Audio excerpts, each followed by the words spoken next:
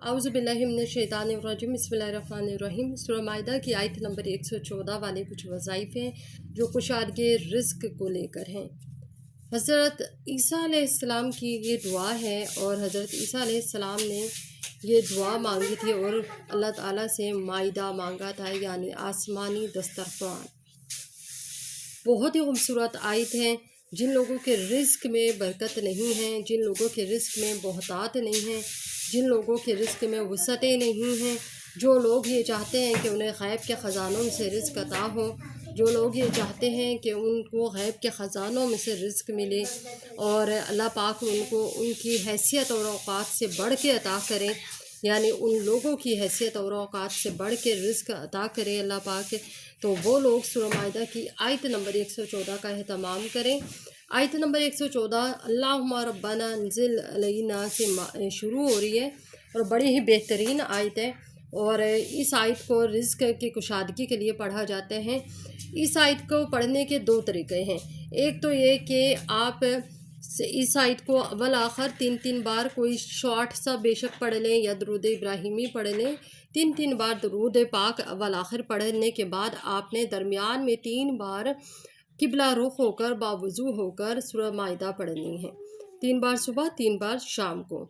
अच्छा, इस आयत को पढ़ने का एक और तरीका है कि आपने सूरह माइदा आयत नंबर 114 को 11 बार सुबह पढ़ने हैं और 11 बार शाम को पढ़ने हैं।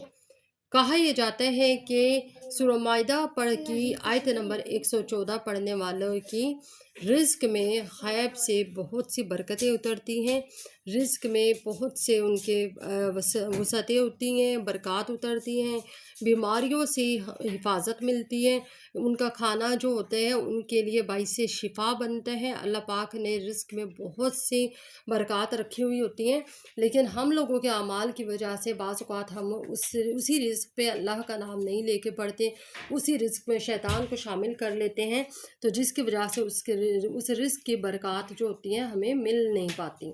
तो रिज़्क़ के मुकम्मल तौर पर बरक़ात और फजीलतें और रिज़्क़ की वसअतें रहमतें हासिल करने के लिए सूरह माइदा की आयत नंबर 114 का एहतमाम ज़रूर करें।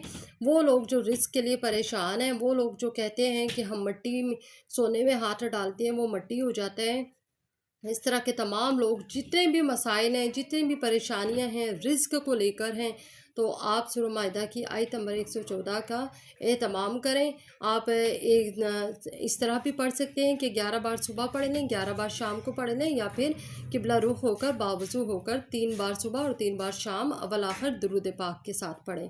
फिर आप देखिएगा इंशाअल्लाह अज़ीज़ अल्लाह पाक आपके रिज़्क़ में बरकतें, वसअतें और रहमतें उतारेगा।